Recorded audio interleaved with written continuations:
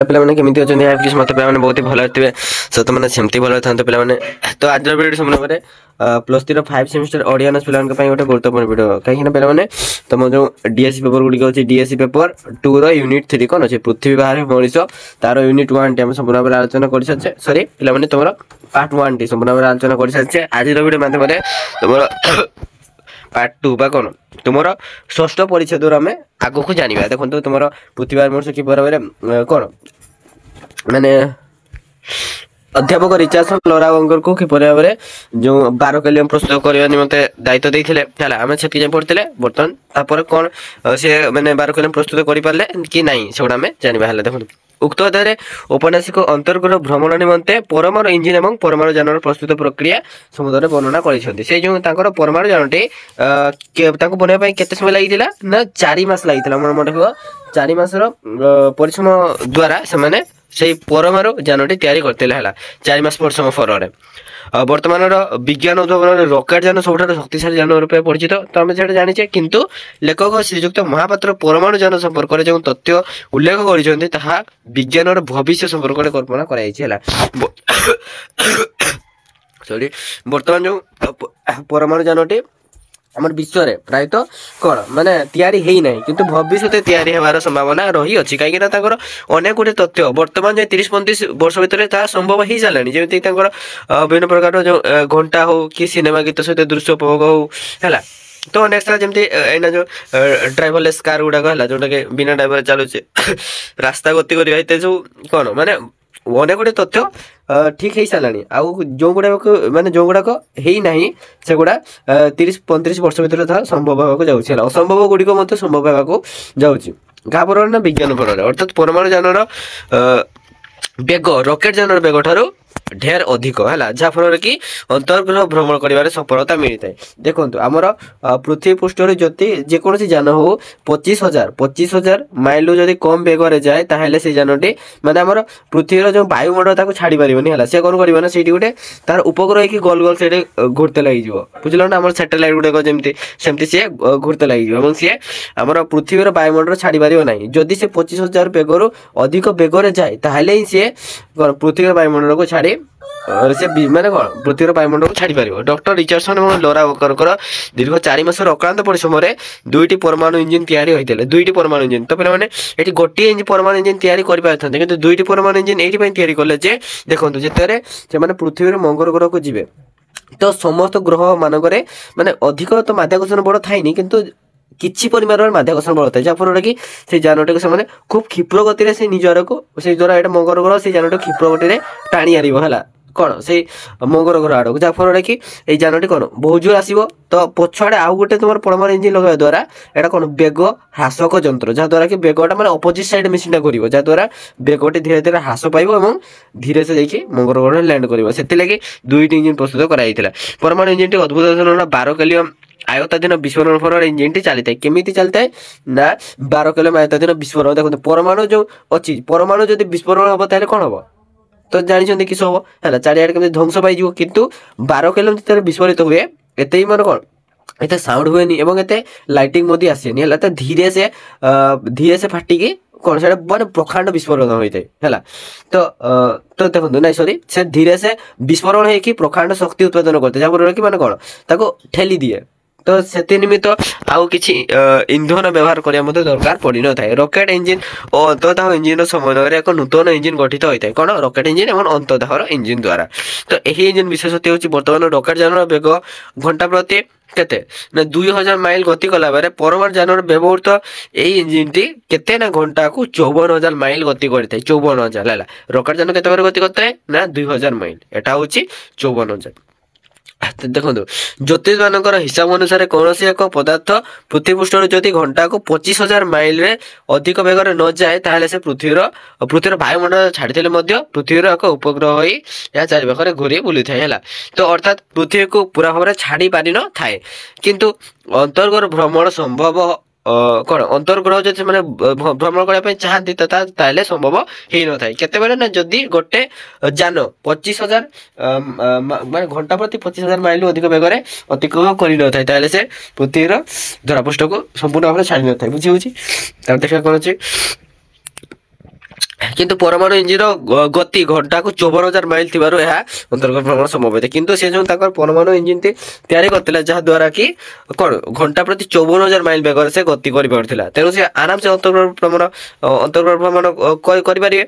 ପରମାଣୁ ଯାନର ଆକୃତି ବିଶେଷତ୍ୱ ହେଲା ପରମାଣୁ ଯାନଟି ଦେଖିବା ପାଇଁ କିପରି ଥିଲା ନା ପରମାଣୁ ଯାନଟି ଦେଖିବାକୁ କେତେକାଂଶ ରକେଟ ଯାନ ଭଳି ଲମ୍ବାଳିଆ ଥିଲା ଏବଂ ମଝି ଅଂଶଟା ସବୁରେ ମୋଟା ଥିଲା ଏବଂ ରକେଟ ଯାନ ଦେଖିନ କେମିତି ମଝିଟା ସବୁରେ ମୋଟା ଥିବ ଏବଂ ଉପର ଭାଗ ବି ସରୁ ଥିବ ନିମ୍ନ ଭାଗ ବି ସରୁ ଥିବ ହେଲା। ତ ଏହାର ଲମ୍ବା ଓସାର ଉଚ୍ଚତା 9 ଫୁଟ ଲେଖାଏଁ କେତେ ନା 9 ଫୁଟ ଏହାର ଉଚ୍ଚତା ଥିଲା। ତ ମଝି କୋଠରୀକୁ ଲାଗି ଯେଉଁ କୋଠରୀରେ ଅବସ୍ଥିତ ତାହା ହେଉଛି ଇଞ୍ଜିନ ଗୃହ ଏବଂ ଏଠାରେ ଯାନଟିକୁ ଚଳାଇବା ପାଇଁ 2ଟି ଇଞ୍ଜିନ ଓ ଅନ୍ୟାନ୍ୟ ବହୁ ଯନ୍ତ୍ରପାତି ଖଞ୍ଜା ଯାଇଥାଏ।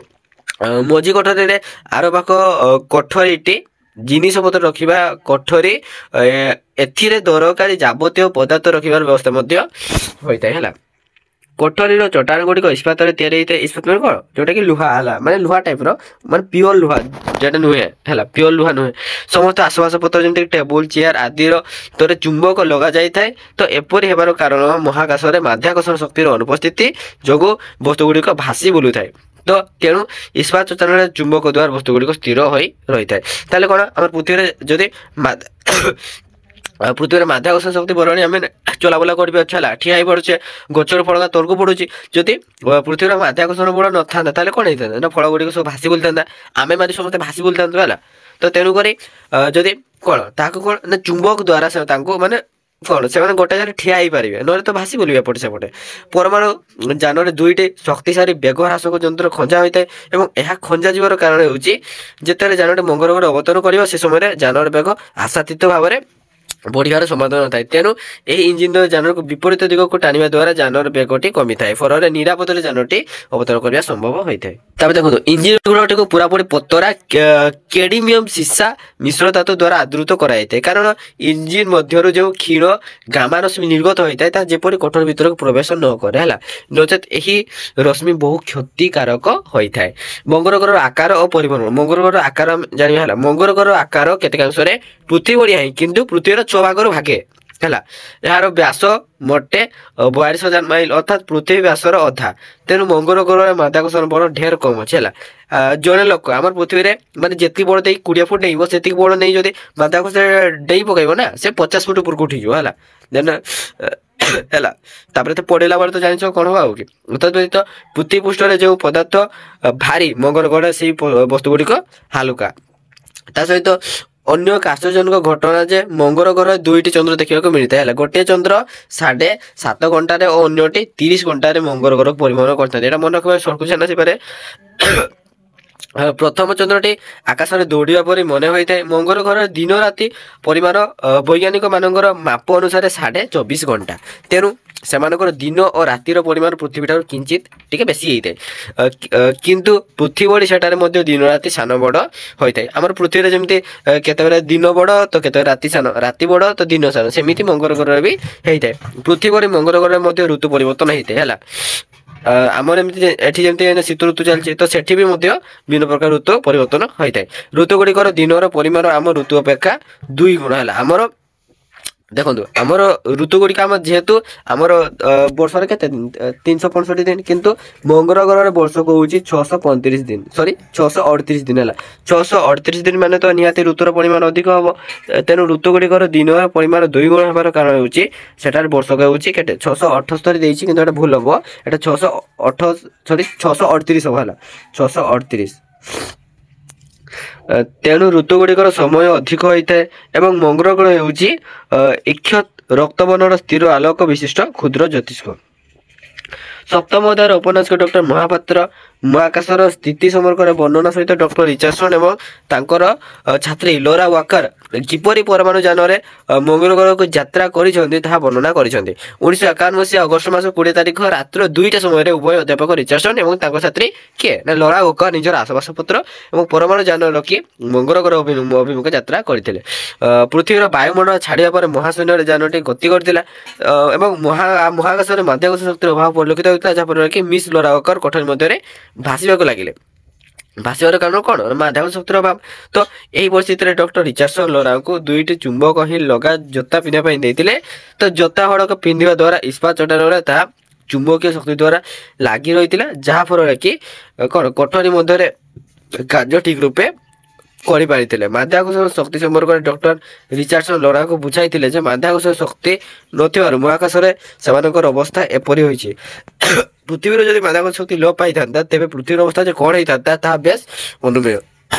ଡକ୍ଟର ରିଚାର୍ଡସନ ସେଥିପାଇଁ ପରମାଣୁ ଯାନ ଚଟାଣକୁ ଇସ୍ପାତରେ ତିଆରି କରିଥିବା ସହିତ ପ୍ରତ୍ୟେକ ବସ୍ତୁ ଅର୍ଥାତ୍ ଚେୟାର, ଟେବୁଲ, ଖଟ ଆଦିର ଗୋଡ଼ରେ ଚୁମ୍ବକ ଲଗାଇଥିଲେ। ଡକ୍ଟର ରିଚାର୍ଡସନ ଯେ ଦୂରଦୃଷ୍ଟି ସମ୍ପନ୍ନ, ମାନେ ସେ କ'ଣ ଆଗୁଆ ସବୁ ମାନେ ଚିନ୍ତା କରିପାରନ୍ତି, ମାନେ ଫ୍ୟୁଚର କଥା ହେଲା, ଭବିଷ୍ୟତରେ କ'ଣ ହବ, ମାନେ ସେଠି ଗଲା ପରେ କିପରି ଭାବରେ ରହିବେ, ଯାନରେ କିପରି ଭାବରେ ଯିବେ, ମାନେ ସେ ଆଗୁଆ ଚିନ୍ତା କରିସାରିଥିଲେ ହେଲା। ତ ଏଇଠୁ ଜଣାପଡ଼େ ନଚେତ୍ ଟେବୁଲ ଚେୟାର ଗୁଡ଼ିକ ଯାନ ସହ ଭାସି ବୁଲିଥାନ୍ତା ଏବଂ ସେଗୁଡ଼ିକ ବ୍ୟବହାର କରିବା ସମ୍ଭବ ହୋଇନଥାନ୍ତା। ମହାକାଶରେ ପରମାଣୁ ଯାନଟି ଯିବା ସମୟରେ ଛାତ୍ରୀ ଲୋରାଙ୍କର ମନରେ ପ୍ରଶ୍ନ ଆସିଥିଲା ଯେ ଚାରିଆଡ଼େ ଅନ୍ଧକାର କି ଏଇ ଯାନ ଭିତରେ ସୂର୍ଯ୍ୟାଲୋକ। ଦେଖନ୍ତୁ ଚାରିଆଡ଼େ ଅନ୍ଧକାର ଥିଲା କିନ୍ତୁ ଏଇ ଯାନ ଭିତରେ ସୂର୍ଯ୍ୟାଲୋକ ପଡ଼ୁଥିବାର କାରଣ ସେ ପଚାରିଥିଲେ। ଏ ସମୟରେ ଡକ୍ଟର ରିଚାର୍ଡସନ କହିଲେ କି ତାର କାରଣ ହେଉଛି ବାୟୁମଣ୍ଡଳର ଲଡ଼ା ହେଲା, ବାୟୁମଣ୍ଡଳ ଦ୍ୱାରା ହିଁ ଏଠାରେ ସୂର୍ଯ୍ୟାଲୋକ ପଡ଼ୁଛି। ଦେଖନ୍ତୁ ଆମର ପୃଥିବୀରେ ଯେଉଁ ବିଭିନ୍ନ ପ୍ରକାର ବାୟୁମଣ୍ଡଳ ଗୁଡ଼ିକ ରହୁଛି ସେଟା ଧୂଳିକଣା ମଧ୍ୟ ଅଛି। ତ ଦେଖନ୍ତୁ ପୃଥିବୀ ପୃଷ୍ଠରେ 200 ମାଇଲ ବ୍ୟାପୀ ବାୟୁମଣ୍ଡଳ ଓ ବାୟୁମଣ୍ଡଳରେ ଧୂଳିକଣ ଥିବାରୁ ସୂର୍ଯ୍ୟକିରଣରେ ଆଲୋକ ବିଚ୍ଛୁରିତ ଦ୍ୱାରା ଚାରିଆଡ଼େ ଆଲୋକିତ ହୋଇଥାଏ ଏବଂ ଅନ୍ଧକାର ମଧ୍ୟ ଅନ୍ତରିତ ଓ କ'ଣ ଆକାଶ ମଧ୍ୟ ନିର୍ମଳ ଦିଶେ। ତ ଏଠାରେ ବାୟୁର ନାହିଁ କି ବାୟୁମଣ୍ଡଳର ଧୂଳିକଣା ମଧ୍ୟ ନାହିଁ, ତେଣୁ ସୂର୍ଯ୍ୟଲୋକର ଆଲୋକ ବିଚ୍ଛୁରିତ ତ ହେଉନି, ଚାରିଆଡ଼େ ଦିନ ଦେଖନ୍ତୁ ଚାରିଆଡ଼େ ଦିନ ଭରି ଆଲୋକିତ ହେବ ବା କିପରି? ତ ଆମ କୋଠରୀ ଭିତରେ ବାୟୁ ଓ ଧୂଳିକଣା ଥିବାରୁ ଏଠାରେ ସୂର୍ଯ୍ୟ କିରଣର ଆଲୋକ ବିଚ୍ଛୁରିତ ହେଉଛି, ଫଳରେ କୋଠରୀ ଭିତରେ ଦିନ ହେଉଛି ଏବଂ ଏହାର କାରଣ ବୁଝିପାରୁଛ ଲଡ଼ା। ଦେନ୍ ସୂର୍ଯ୍ୟକୁ ନେଇ ମହାକାଶରେ ଅନ୍ୟ ଏକ ଆଶ୍ଚର୍ଯ୍ୟପୂର୍ଣ୍ଣ ଘଟଣା ହେଉଛି ଯେ ଆମର ପୃଥିବୀ ଯେମିତି ଦିନ ରାତି ହୋଇଥାଏ ସେମିତି କ'ଣ ମହାକାଶରେ ଦିନ ରାତି ହେଇନଥାଏ। ତ ଏହାର କାରଣ ହେଉଛି ସୂର୍ଯ୍ୟ ଚାରିପାଖରେ ଘୂର୍ଣ୍ଣନ ହୋଇଥାଏ, ପୃଥିବୀ ସୂର୍ଯ୍ୟ ଚାରିପାଖରେ ଘୂର୍ଣ୍ଣନ ହୋଇଥାଏ କିନ୍ତୁ ମହାକାଶରେ ସୂର୍ଯ୍ୟ ସ୍ଥିର, ତେଣୁ ଦିନ ରାତି ହେବା ସମ୍ଭବ ନୁହେଁ। ବିଜ୍ଞାନର ସାର୍ଥକତା ଅବଲମ୍ବନ କରିଛନ୍ତି ଲୋରା ଏବଂ ପ୍ରକୃତି ସମ୍ବନ୍ଧରେ ନିରାଟ ସତ୍ୟ ଆବିଷ୍କାର କରିବା ପାଇଁ ପ୍ରତିକୂଳ ପରୀକ୍ଷା ଓ ତଥ୍ୟ ଉପରେ ଗୋଡ଼ ଦେଇ ମଧ୍ୟ ଚିରନ୍ତନ ସତ୍ୟଠାରେ ଯେ ପହଞ୍ଚି ହୁଏ ତାହା ହିଁ ପ୍ରକୃତ ଆଶ୍ଚର୍ଯ୍ୟ। ଏହା ହେଉଛି ବିଜ୍ଞାନ ଏବଂ ବିଜ୍ଞାନର ଏଠାରେ ସାର୍ଥକତା।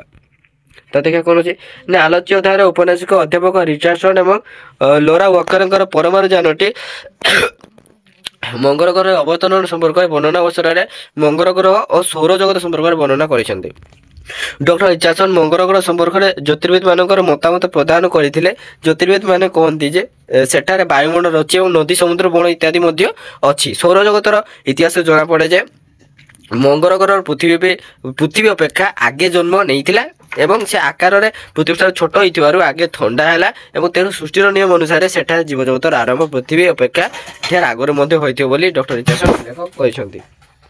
ଡକ୍ଟର ରିଚାର୍ଡସନ ଶ୍ରେଷ୍ଠ ବୈଜ୍ଞାନିକ ଡାରୱିନଙ୍କର ବିବର୍ତ୍ତନବାଦକୁ ଆଖିରେ ରଖି ବିଚାର କରିଥିଲେ ଯେ ମଙ୍ଗଳ ଗ୍ରହରେ ପୃଥିବୀରେ ବିଭିନ୍ନ ଉଦ୍ଭିଦ ଓ ପ୍ରାଣୀମାନେ ଉଦ୍ଭବ ହୋଇ ନିଶ୍ଚୟ ବସବାସ କରିଥିବେ। ନିଶ୍ଚୟ ପୃଥିବୀରେ ଯେଭଳି ଭାବରେ ବିଭିନ୍ନ ପ୍ରାଣୀମାନଙ୍କର ମଧ୍ୟରୁ ମନୁଷ୍ୟର ଉଦ୍ଭବ ହେଲା ଠିକ୍ ସେହିପରି ଭାବରେ ସେଠାରେ ମଧ୍ୟ ମଣିଷମାନଙ୍କର ଉଦ୍ଭବ ହୋଇଥିବ ବୋଲି ଡକ୍ଟର ରିଚାର୍ଡସନ ମତ ଦେଇଥିଲେ।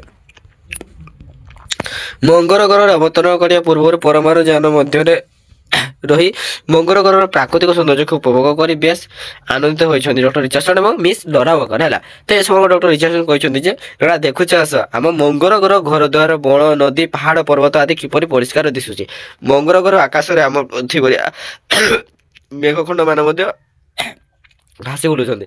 ପ୍ରକୃତିର ସୌନ୍ଦର୍ଯ୍ୟ ଅବଲୋକନ ପରେ ଉଭୟଙ୍କ ଅବତରଣ ପାଇଁ ଆଉ ମାତ୍ର 5 ମିନିଟ୍ ଥାଏ।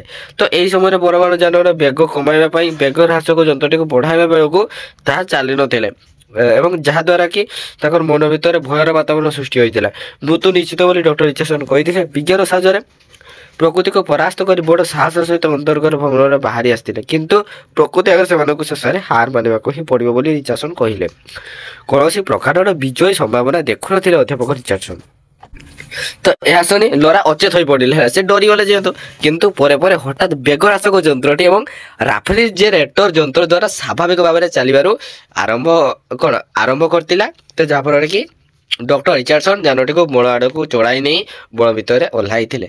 ଆସନ୍ନ ମୃତ୍ୟୁ ମୁଖରୁ ଏଭଳି ଭାବରେ ସେମାନେ ରକ୍ଷା ପାଇଯିବେ ତାହା ଅଧ୍ୟାପକ ଆଶା କରିନଥିଲେ ଓ ସେମାନଙ୍କର ସୌଭାଗ୍ୟ ସେମାନଙ୍କୁ ବଞ୍ଚାଇ ଦେଇଥିଲା ଏବଂ ବହୁ ଘାତ ପ୍ରତିଘାତ ଫଳରେ ଡକ୍ଟର ରିଚାର୍ଡସନ ଏବଂ ଛାତ୍ରୀ ଲୋରା ୱାକର ମଙ୍ଗଳ ଗ୍ରହରେ ଅବତରଣ କରିଥିଲେ। ଅଚେତ ହୋଇଥିବା ବେଳେ ଲୋରା ୱାକରଙ୍କୁ ପାଣି ଛିଞ୍ଚି ଚେତା ଆଣିଥିଲେ ଡକ୍ଟର ରିଚାର୍ଡସନ୍। ପରେ ଉଭୟ ପରମାଣୁ ଯାନରୁ ମଙ୍ଗଳ ଗ୍ରହକୁ ଓହ୍ଲେଇଥିଲେ। ମଙ୍ଗଳ ଗ୍ରହର ପରିବେଶ ଥିଲା ସମ୍ପୂର୍ଣ୍ଣ ଥଣ୍ଡା, ବାୟୁ ପତରା, ଯାହାଦ୍ୱାରା କି ନିଶ୍ୱାସ ପ୍ରଶ୍ୱାସ ନେବାରେ କଷ୍ଟ ହୋଇଥାଏ। ମାଧ୍ୟାକର୍ଷଣ ଶକ୍ତି ମଧ୍ୟ ପୃଥିବୀଠାରୁ କମ୍ ଥାଏ, ତେଣୁ ସେଠାରେ ବସ୍ତୁ ଗୁଡ଼ିକର ଓଜନ ପୃଥିବୀ ତୁଳନାରେ ହାଲୁକା ହୋଇଥାଏ। ମହାକାଶରେ ଘନ ଅନ୍ଧକାର ସେଠାରେ ନଥାଏ। ସୂର୍ଯ୍ୟଙ୍କର କିରଣରେ ଗ୍ରହର ଚତୁର୍ପାର୍ଶ୍ୱ ଆଲୋକିତ ହୋଇଥାଏ ଏବଂ ଏହାର ଆକାଶ ମଧ୍ୟ ଗାଢ଼ ନୀଳବର୍ଣ୍ଣ ଏବଂ ଏପରି ନୀଳବର୍ଣ୍ଣ ହେବାର କାରଣ ହେଉଛି ବାୟୁମଣ୍ଡଳର ଘନତା। ଏତଦ୍ ବ୍ୟତୀତ ସୁରମ୍ୟ ଉପବନ ଦ୍ୱାରା ଏହାର ପରିବେଶ ମଧ୍ୟ ସୁଶୋଭିତ ଥିଲା। ଆଲୋଚ୍ୟ ଅଧ୍ୟାୟରେ ଔପନ୍ୟାସିକ ମଙ୍ଗଳ ଗ୍ରହର ପରିବେଶ, ଗୃହ, ରାସ୍ତା, ପୋଷାକ ପରିଚ୍ଛଦ, ଖାଦ୍ୟ ପରିଚ୍ଛଦ ଏବଂ ବୈଦ୍ୟୁତିକ ଯେତେ ସବୁ ଯନ୍ତ୍ରପାତି ଥିଲା ସେ ସମ୍ପର୍କରେ ଆଲୋଚନା କରିଛନ୍ତି। ଡକ୍ଟର ରିଚାର୍ଡସନ୍ ଏବଂ ଛାତ୍ରୀ ତାଙ୍କର ଲୋରା ୱାକର ମଙ୍ଗଳ ଗ୍ରହର ଏକ ଉପବନରେ ଅବତରଣ କରିଥିଲେ। ପ୍ରଥମତଃ ବନ ଗୁଡ଼ିକ ଦେଖି ଅନୁଭବ କରିଥିଲେ ଯେ ଏହା ପ୍ରାକୃତିକ ଜାତ ନୁହେଁ, ଅର୍ଥାତ୍ ସମସ୍ତ କୃତ୍ରିମ, ମାନେ ସେ ନିଜେ ହିଁ ତିଆରି କରିଥିଲେ ବିଜ୍ଞାନ ବଳରେ ହେଲା। ଲୋରା ୱାକର ବନ ସମ୍ପର୍କରେ କହିଛନ୍ତି ଯେ ଏତେ ବଡ଼ ବିରାଟ ବଣ କ'ଣ ଏଠାକାର ଲୋକେ ତିଆରି କରିପାରୁଛନ୍ତି? ତ ଏହା ତ ପ୍ରାକୃତିକ ବନ ଦିଶୁନି, ଏହାର ପ୍ରତି ପଦେ ପଦେ ଯେ କୃତ୍ରିମତା ଫୁଟି ଉଠିଛି। ପରେ ପରେ ସେମାନେ ଦୁଇ ଜଣ ମହିଳାଙ୍କୁ ଦେଖିଥିଲେ। ଦୁଇ ଜଣଙ୍କ ମଧ୍ୟରୁ ଜଣେ ଥିଲା ବୃଦ୍ଧା ଏବଂ ଅନ୍ୟ ଜଣେ ଥିଲା ବୟସ ଲୋରାଙ୍କର ବୟସ ସହିତ ସମାନ। ଉଭୟଙ୍କୁ ଇଂରାଜୀ ଢଙ୍ଗରେ ନମସ୍କାର ଜଣାଇଥିଲେ ଡକ୍ଟର ରିଚାର୍ଡସନ୍ ଏବଂ ଲୋରା ୱାକର। କିନ୍ତୁ ପ୍ରଥମତଃ ସେମାନେ ବୁଝିପାରିନଥିଲେ। ଶେଷରେ ତାଙ୍କ ପଛେ ପଛେ ଏମାନେ ଯାଇଥିଲେ ଏବଂ ଯେଉଁ ରାସ୍ତା ଦେଇ ଯାଉଥିଲେ ସେହି ରାସ୍ତା ଦେଖିବାକୁ କଡ଼ା, ମଜବୁତ ଏବଂ ସୁନ୍ଦର ଥିଲା। ଆମେରିକାର ପିଟର୍ସବର୍ଗ ଓ ନ୍ୟୁୟର୍କର ରାସ୍ତା ଏହା ତୁଳନାରେ କିଛି ନୁହେଁ।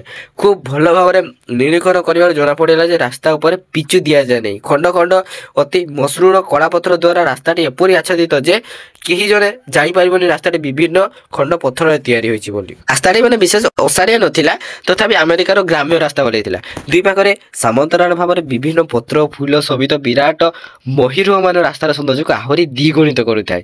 ଦୁଇ ପାଖରେ ବିରାଟ କୃଷି କ୍ଷେତ୍ର ଥାଏ। ଠାଏ ଠାଏ ମନୋରମ ଉଦ୍ୟାନ ସ୍ଥାନରେ ଶୋଭା ଅତ୍ୟଧିକ ବଢ଼ାଉଥାଏ। ଏସବୁ ଦେଖି ଅଧ୍ୟାପକ ଭାବନାଥ ମୋଜି ଯାଇ କହିଥିଲେ ଯେ ଏଠାକାର ଲୋକେ ଆମଠାରୁ ଢେର ସଭ୍ୟ ବୋଲି ଜଣାପଡ଼ୁଛନ୍ତି ଲୋରା, ଏବଂ ସେମାନଙ୍କର ଏହି ଅଭିନବ ରାସ୍ତା ତିଆରି, କୃତ୍ରିମ ବନ ପ୍ରତିଷ୍ଠା ଓ ଏହି କୃଷିକ୍ଷେତ୍ର ଉଦ୍ୟାନ ଏହାର ସ୍ପଷ୍ଟ ପ୍ରମାଣ ଦେଇଥାଏ। ସେମାନଙ୍କର ସଭ୍ୟତା ଆମଠାରୁ ଢେର ଉଚ୍ଚରେ ବୋଲି ଆମେ ବିଶ୍ୱାସ କରୁ। ପ୍ରାସାଦ ନିର୍ମାଣ ଶୈଳୀ। ମଙ୍ଗଳ ଗ୍ରହର ଗୃହ ଗୁଡ଼ିକ ଆଧୁନିକ ଧରଣର। ଏଠାରେ ତ୍ରିତଳ ପ୍ରାସାଦ ମାନ ଦେଖିବାକୁ ମିଳିଥାଏ। ପ୍ରାସାଦ ଗୁଡ଼ିକ ଆଧୁନିକ ରୁଚିରେ ମାର୍ବଲରେ ତିଆରି ଭଳି ଦେଖାଯାଉଥିଲେ ମଧ୍ୟ ପ୍ରକୃତରେ ତାହା ମାର୍ବଲ ନୁହେଁ, ବରଂ ଢରେଇ କାନ୍ଥ ଅଟେ। କାନ୍ଥ ଗୁଡ଼ିକର ମୋଟେଇ 6 ଇଞ୍ଚରୁ ବେଶୀ ନୁହେଁ। କାନ୍ଥ ଗୁଡ଼ିକର ଢରେଇ ଏଭଳି ହୋଇଛି ଯେ ତାହାର ଦୁଇ ପାଖ ମାର୍ବଲ ଭଳି ଧରା ଏବଂ ମସୃଣ ଦେଖାଯାଇଥାଏ। ତ ଏଥିପାଇଁ ଗୃହଟି ପୁରାପୁରି ମାର୍ବଲରେ ତିଆରି ଭଳି ଜଣାପଡ଼ିଥାଏ। ଘରର ଫାଟକରେ ଫଟୋ ଇଲେକ୍ଟ୍ରିକ ସେଲ୍ର ବ୍ୟବହାର ଫଳରେ ତାହା ଆପେ ଆପେ ଖୋଲି ଯାଇଥିଲା ଏବଂ ଘରର ଚଟାଣ ମାର୍ବଲ ଭଳି ଏକ ପଥରରେ ତିଆରି ହୋଇଥାଏ। ଚଟାଣ ଉପରେ ଶିଖରେ ତିଆରି ଏକ ପ୍ରକାରର ଗାଲିଚା ବିଛାଇଥାଏ, ଯାହାକି ଚଟାଣର ସୌନ୍ଦର୍ଯ୍ୟ ଅଭିବୃଦ୍ଧିରେ ସାହାଯ୍ୟ କରିଥାଏ। ଦୁଆର ପାଖରେ ପଡୁଥିବା ପାପୋଛଟି ମଧ୍ୟ ବିଦ୍ୟୁତ ଚାଳିତ। ଏହା ଉପରେ ଗୋଡ଼ ପକାଇବା କ୍ଷଣି ଗୋଡ଼ ତଳୁ ସବୁ ମଳି ଧୂଳି ଚାଞ୍ଚି ହୋଇଯାଇଥାଏ। ସମସ୍ତ ଘରର ବାୟୁତାପ ନିୟନ୍ତ୍ରିତ, ଯାହା ଫଳରେ କି ବାହାରର ଥଣ୍ଡା ଘର ଭିତରେ ଜଣା ପଡ଼ିନଥାଏ। ଘରର ଆସବାସ ପତ୍ର ଗୁଡ଼ିକ ଆଧୁନିକ ଶୈଳୀରେ ତିଆରି ହୋଇଥାଏ। ଏଠାକାର ଖଟ ଗୁଡ଼ିକ ସ୍ପ୍ରିଙ୍ଗ ଦିଆ, ଏହା ରବର ଗଦିଠାରୁ ଅଧିକ ନରମ ଅଟେ। ଝରକା, ସ୍କ୍ରିନ୍, ବିଛଣା ଚାଦର ରୂପେ ବ୍ୟବହାର ହେଉଥିବା କପଡ଼ା ଗୁଡ଼ିକ କାଚରେ ତିଆରି ହୋଇଥାଏ। ଚା ପାଇଁ ବ୍ୟବହୃତ କପ୍ ଗୁଡ଼ିକ ଅଭଙ୍ଗା କୃତ୍ରିମ ପ୍ରସ୍ତରରେ ତିଆରି, ଯାହାଦ୍ୱାରା କି କପ୍ରେ ଗରମ ଚା ଢାଳିଲେ ମଧ୍ୟ କପ୍ଟି ବିଶେଷ ଗରମ ହୋଇନଥାଏ। ଟ୍ରେ ଗୁଡ଼ିକ ମଧ୍ୟ କୃତ୍ରିମ କାଠରେ ତିଆରି ହୋଇଥାଏ। କୃତ୍ରିମ କାଠ ସମ୍ପର୍କରେ ଲୋରା ପଚାରିବା ଡକ୍ଟର ରିଚାର୍ଡସନ୍ କହିଛନ୍ତି ଯେ ପ୍ରାକୃତିକ କାଠ ଯେ ସବୁବେଳେ ମନ ମୁତାବକ ହୋଇପାରେ ନାହିଁ, କିନ୍ତୁ ଯାବତୀୟ ବାଜେ କାଠକୁ ଭାଙ୍ଗି ଯଦି ସୁନ୍ଦର ସୁଦୃଢ଼ କାଠକୁ ପରିବର୍ତ୍ତନ କରାଯାଇପାରେ ତେବେ ତାହା ସ୍ପୃହଣୀୟ ନ ହେବା କାହିଁକି? ପୁନଶ୍ଚ ସାଧାରଣ କାଠର ନାନାଦି ଦୋଷ ଏହି ସାଂସାରିକ କାଠରେ ନଥିବ। ବୋଧହୁଏ ଏହିସବୁ କାରଣ ପାଇଁ ସେମାନଙ୍କର ଏହି କୃତ୍ରିମ କାଠର ସୃଷ୍ଟି। ଏଠାରେ ଥିବା ବହି ଗୁଡ଼ିକ ଅପେକ୍ଷା ଅଧିକ ଲମ୍ବା ଓ କମ୍ ଓସାରିଆ, ମାନେ ଅପେକ୍ଷାକୃତ ଲମ୍ବା ଥିଲା ଏବଂ କମ୍ ଓସାରିଆ ଥିଲା। ବହିର ଉପର କାରୁକାର୍ଯ୍ୟ ଖଚିତ ଏକ ପ୍ରକାର କନାରେ ବନ୍ଧା ହୋଇଥାଏ ଏବଂ ଭିତର ପୃଷ୍ଠା ଗୁଡ଼ିକରେ ବେଶ ମୋଟା ଏବଂ ଖୁବ୍ ସଫା ଓ କାଚ ମସୃଣ ପରି ଲେଖା ହୋଇଥିବା ଅକ୍ଷର ଗୁଡ଼ିକ ଉଜ୍ଜଳ ଓ ନେଳିଆ ଗାଲିରେ ଲେଖା ହୋଇଥାଏ। ସ୍ଥାନେ ସ୍ଥାନେ ପ୍ରାକୃତିକ ବର୍ଣ୍ଣରେ ନାନା ରୁଚି ଓ ଫଟୋ ଦ୍ୱାରା ସୁସଜ୍ଜିତ ହୋଇଥାଏ। ଶୀତଳ ବିଦ୍ୟୁତ ପ୍ରଦୀପର ବ୍ୟବହାର ଏଠାରେ ଦେଖିବାକୁ ମିଳିଥାଏ। ତ ସେହି ପ୍ରଦୀପ ଗୁଡ଼ିକ ହୁଏତ ରାସାୟନିକ ଆଲୋକ ବିକିରଣ କରି ଥାଇପାରନ୍ତି ବୋଲି ଅଧ୍ୟାପକ ଆଶଙ୍କା ପ୍ରକାଶ କରୁଥିଲେ। ନଚେତ୍ ପ୍ରଦୀପର ସେହି କାଚରେ ସେପରି କୌଣସି ଅଦ୍ଭୁତ ଶକ୍ତି ଥାଇପାରେ ଯାହାଫଳରେ କି ବତିପ୍ରସ୍ତ ଆଲୋକ ତାପ ରଶ୍ମିରୁ ମଧ୍ୟରୁ କେବଳ ଆଲୋକ ରଶ୍ମିତକ ଛାଡ଼ି ହୋଇଥାଏ। କେବଳ ଆଲୋକ ରଶ୍ମିତକ ଛାଡ଼ି ହୋଇ ଆସି ଶୀତର ଆଲୋକ ଉପରେ ଦେଖାଉଛି।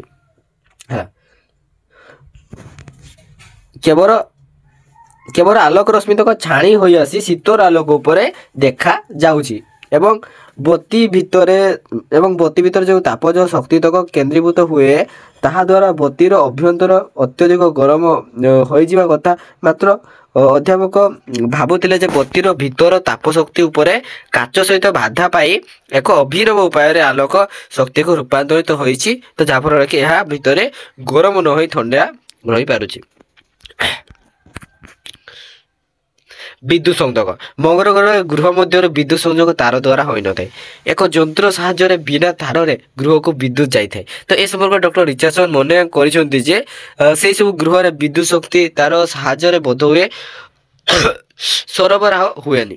ହୁଏତ ତାହା କୌଣସି ଅଭିନବ ଉପାୟରେ ଗୃହମାନଙ୍କରେ ସରବରାହ ହୋଇପାରେ ବୋଲି ସେ ଦେଖିଥିଲେ ଏବଂ ଏକ ଯନ୍ତ୍ର ଦେହରୁ କେତେକ ଲାଇନ ଘର ଭିତରକୁ ଯାଇଛି ଏବଂ ଯନ୍ତ୍ରଠାରୁ ବାହାରୁ କୌଣସି ବିଦ୍ୟୁତ ତାର ମଧ୍ୟ ଆସିନି। ତେଣୁ କାନ୍ଥ ଭିତରେ ଦେଇ ବିଦ୍ୟୁତ ତାର ବିଭିନ୍ନ କୋଠରୀକୁ ଯାଇପାରିଥାଏ।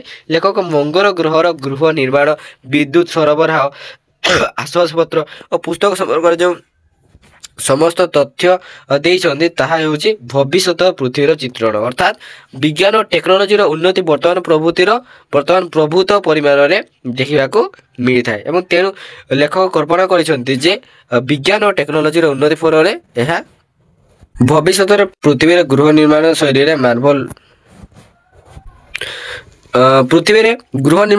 ମାର୍ବଲ ଭଳି ଦୃଶ୍ୟମାନ ପଥର ପ୍ରକୃତରେ ମାର୍ବଲ ନ ହୋଇ ଏହା ବିଜ୍ଞାନର ଚମତ୍କାର ହେବ ବୋଲି ଉଲ୍ଲେଖ କରିଛନ୍ତି।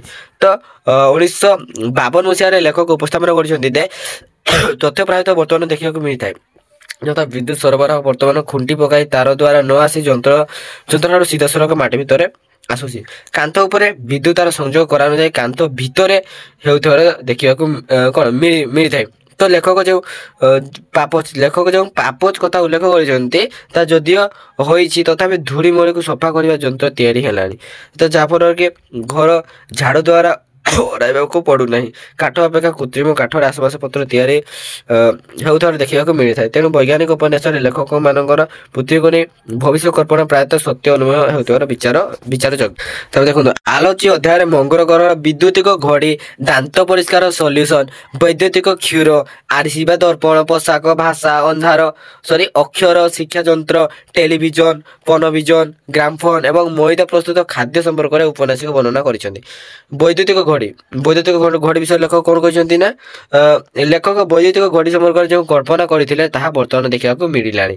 ମଙ୍ଗଳ ଗ୍ରହରେ ଥିବା ଘଡ଼ିରେ ଘଣ୍ଟା କଣ୍ଟା, ମିନିଟ କଣ୍ଟା ନଥିଲା ଏବଂ ଗାର ପାଖରେ ସଂଖ୍ୟା ମଧ୍ୟ ଲେଖାଯାଇଥାଏ। କିନ୍ତୁ କେତେ ଗୁଡ଼ିଏ ସଂଖ୍ୟା ବଡ଼ ଅକ୍ଷରରେ ଲେଖା ହୋଇଥିବା ବେଳେ ଅନ୍ୟ ସଂଖ୍ୟା ଗୁଡ଼ିକ ସାନ ଅକ୍ଷରରେ ଲେଖା ହୋଇଥାଏ। ବଡ଼ ଅକ୍ଷର ସଂଖ୍ୟା 20 ଏବଂ ଛୋଟ ଅକ୍ଷର ସଂଖ୍ୟା 80। ଯେକୌଣସି ମୁହୂର୍ତ୍ତରେ ଗୋଟିଏ ବଡ଼ ଓ ଗୋଟିଏ ଛୋଟ ସଂଖ୍ୟା ଯୋଡୁଥିଲା।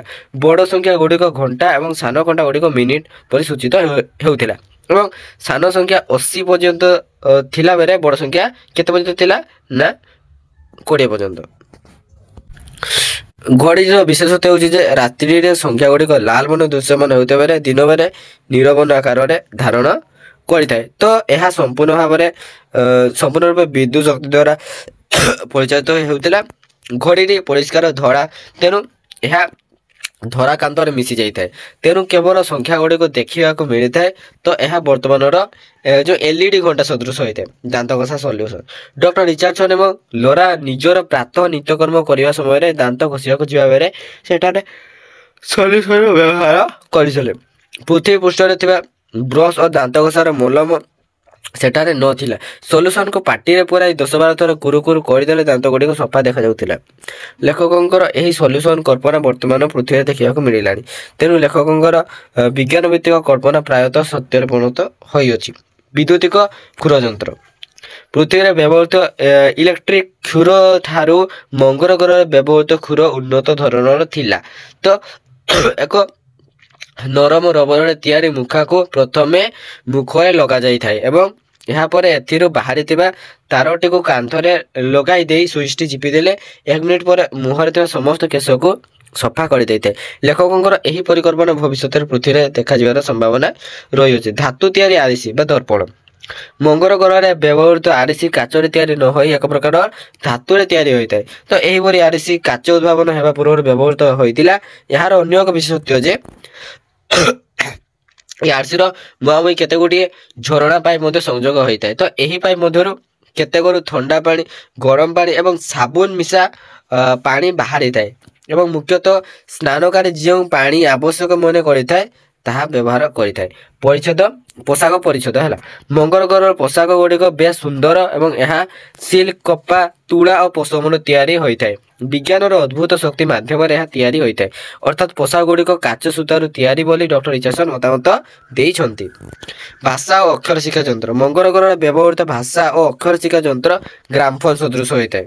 ଗ୍ରାମଫୋନ ଯେମିତି ସେମିତି ହେଲା। ତ ଏହି ଯନ୍ତ୍ର ମାଧ୍ୟମରେ ପିଲାମାନଙ୍କୁ ଭାଷା ଶିକ୍ଷା ଏବଂ ଅକ୍ଷର ଶିକ୍ଷା ଦିଆଯାଇଥାଏ। ଯନ୍ତ୍ରଟିର ବିଶେଷତ୍ୱ ହେଉଛି ଯେ ଯନ୍ତ୍ର ସହିତ ଏକ ଆଲୋକ ପ୍ରତିପ୍ରଭ ପରଦା ସଂଯୋଗ ହୋଇଥାଏ। ଯନ୍ତ୍ରଟି ଚଳାଇବା କ୍ଷଣି ଏହି ପରଦା ଉପରେ ଗୋଟିଏ ପରେ ଗୋଟିଏ ଗାঢ় ବର୍ଣ୍ଣମାଳା ଫୁଟି ଉଠେ ଓ ସେଥି ସଙ୍ଗେ ସଙ୍ଗେ ଏହାର ପ୍ରକୃତ ଉଚ୍ଚାରଣ ପରଦା ଚାରିଆଡ଼ୁ ଶୁଭିଥାଏ। ଶବ୍ଦମାଳା ପାଖେ ପାଖେ ଏକ ଛବି ଥାଏ। ଶବ୍ଦମାଳାର ପ୍ରକୃତ ଅର୍ଥ ଏହି ଛବିରୁ ଜଣାପଡ଼ିଥାଏ। ଲେଖକଙ୍କର ଏହି ପରିକଳ୍ପନା ବର୍ତ୍ତମାନ ପୃଥିବୀରେ ଦେଖିବାକୁ ମିଳିଲାଣି। କିନ୍ତୁ ସବୁଠାରୁ ବଡ଼ କଥା ହେଲା କି ମଙ୍ଗଳ ଗ୍ରହରେ ପୃଥିବୀ ପରି ଅନେକ ଭାଷା ବ୍ୟବହାର ନ ହୋଇ ଗୋଟିଏ ଭାଷାର ବ୍ୟବହାର ହୋଇଥାଏ। ଏଠାକାର ସଭ୍ୟ ସମାଜକୁ ଏକତ୍ର ସୂତ୍ରରେ ବାନ୍ଧି ରଖିବାରେ ସାହାଯ୍ୟ କରିଥାଏ। ତାପରେ ଆସିଲା ଟେଲିଭିଜନ ହେଲା। ମଙ୍ଗଳ ଗ୍ରହରେ ବ୍ୟବହାର ହେଉଥିବା ଟେଲିଭିଜନ ଯନ୍ତ୍ରଟି ପ୍ରାକୃତିକ ବର୍ଣ୍ଣ ଓ ତ୍ରିପରିସରଭୁକ୍ତ ଏବଂ ଯେଉଁ ସମୟରେ ଲେଖକ ଏହି ଗ୍ରହର କଥା ଉଲ୍ଲେଖ କରିଛନ୍ତି ସେହି ସମୟରେ ଆମେରିକାର ଟେଲିଭିଜନର ଚିତ୍ର ମାତ୍ର 30ରୁ 40 ମାଇଲରୁ ଅଧିକ ଦୂର ଯାଇପାରୁନଥିଲା ଏବଂ ପ୍ରତିଟି ଚିତ୍ର କଳା ଧରା ରଙ୍ଗର ଥିଲା। କିନ୍ତୁ ମଙ୍ଗଳ ଗ୍ରହରେ ବ୍ୟବହୃତ କରାଯାଉଥିବା ଟେଲିଭିଜନର ଚିତ୍ରଗୁଡ଼ିକ ପ୍ରକୃତ ବର୍ଣ୍ଣଯୁକ୍ତ ଏବଂ ବହୁ ଦୂର ପର୍ଯ୍ୟନ୍ତ ପ୍ରସାରିତ ହୋଇପାରିଥିଲା। ଲେଖକଙ୍କର ଏହି କଳ୍ପନା ବର୍ତ୍ତମାନ ପୃଥିବୀରେ ସମ୍ଭବପର ହୋଇପାରିଛି।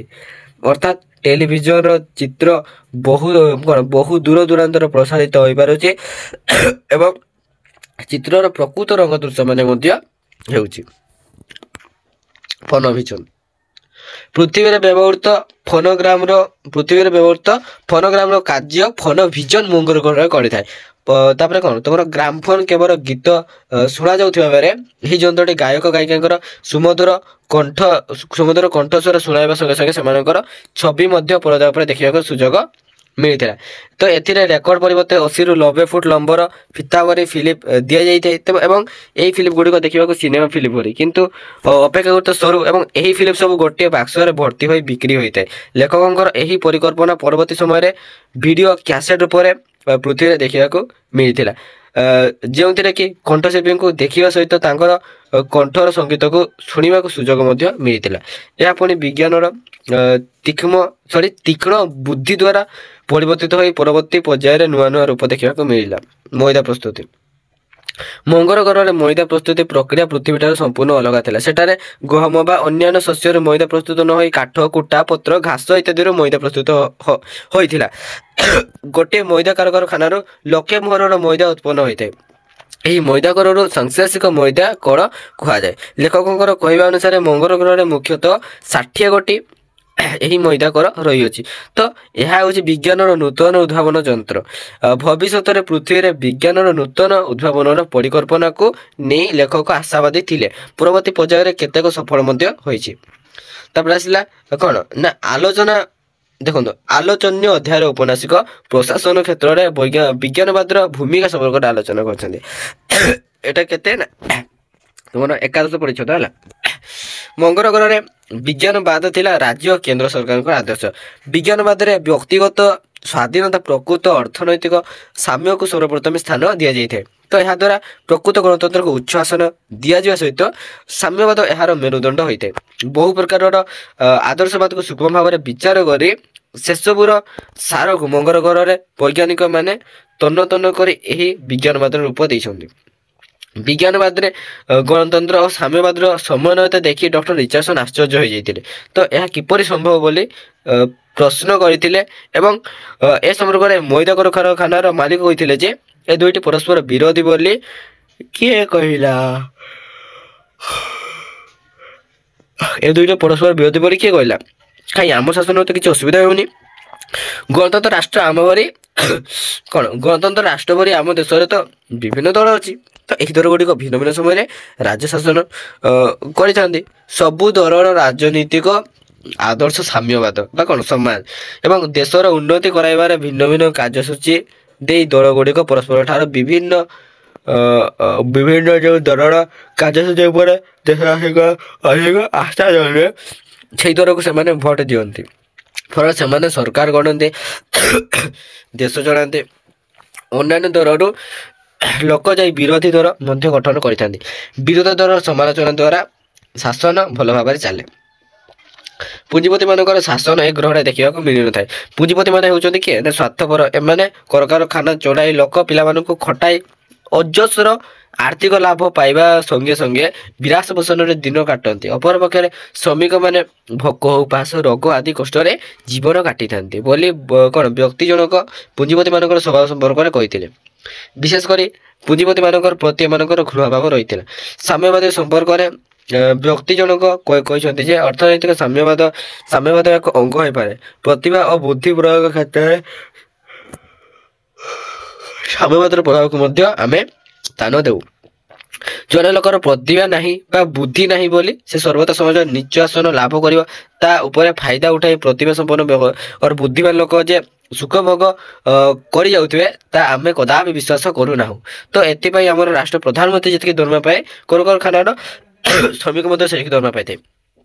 କଳକାରଖାନାରେ ମ୍ୟାନେଜର ଓ ଶ୍ରମିକର ବେତନ ହାରର କୌଣସି ପାର୍ଥକ୍ୟ ନଥାଏ ଏବଂ ଅର୍ଥ ଓ ଭୋଗର ଯଦି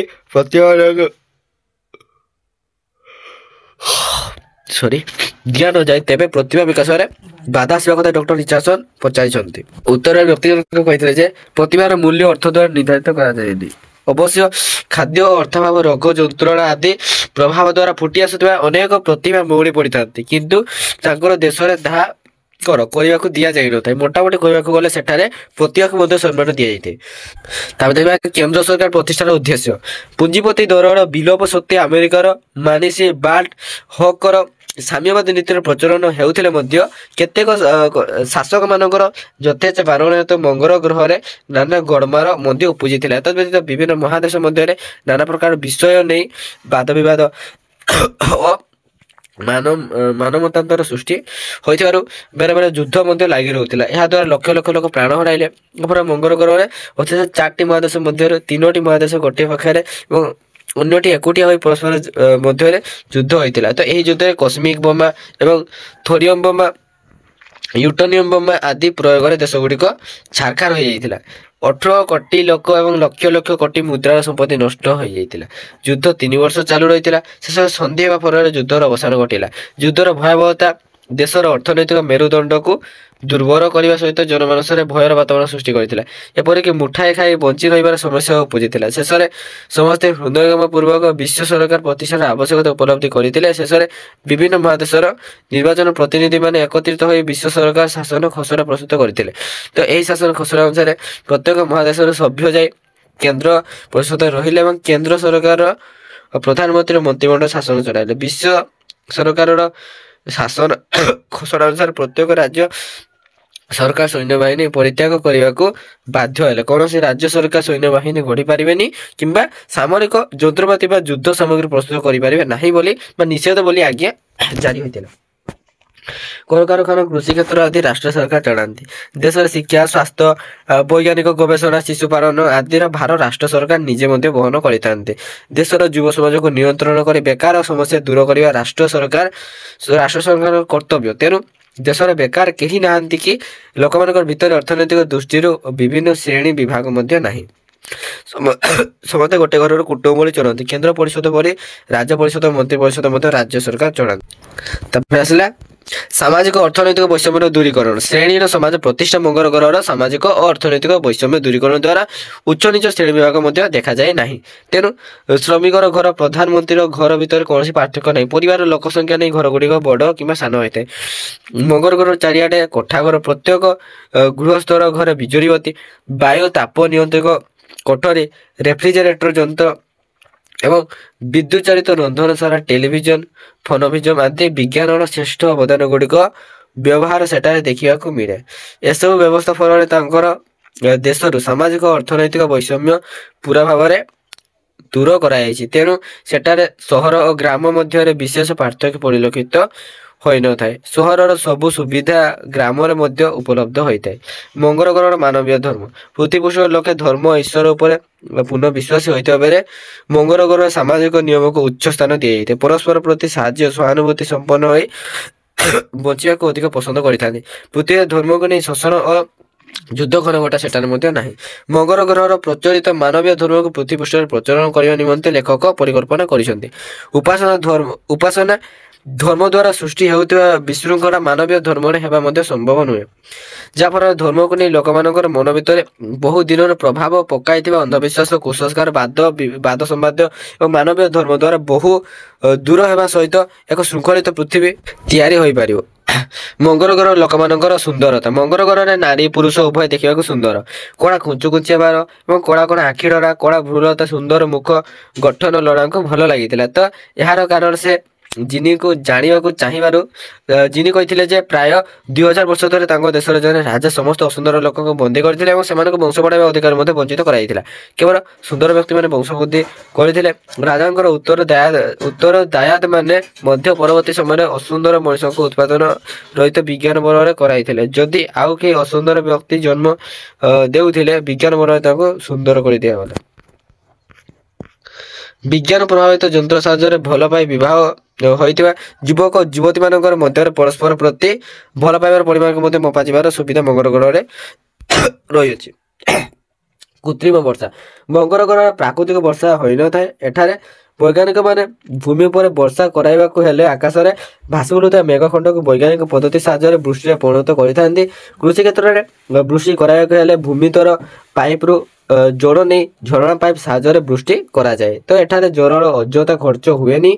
ସେଥିପ୍ରତି ଲୋକମାନେ ସଜାଗ ହେବା ସହିତ ସରକାରଙ୍କ ତରଫରୁ ବହୁ କଟକଣା ମଧ୍ୟ ରହିଅଛି। ତେଣୁ ଏଠାରେ ସମସ୍ତ ବ୍ୟବସ୍ଥାରେ ମଧ୍ୟ ସୁଧାର ଆଣିବାକୁ ବିଜ୍ଞାନର ଭୂମିକା ଗୁରୁତ୍ୱପୂର୍ଣ୍ଣ ଅଟେ। ତୋର ମାନେ ଭିଡ଼ିଓଟି ପ୍ରାୟତଃ ବହୁତ ବଡ଼ ହେଇଗଲା, ଆଉ ଅଧିକ ବଡ଼ କରିବାନି। ଭିଡ଼ିଓଟି ଏଇଠି ରଖୁଛି। ଜୟ ଜଗନ୍ନାଥ।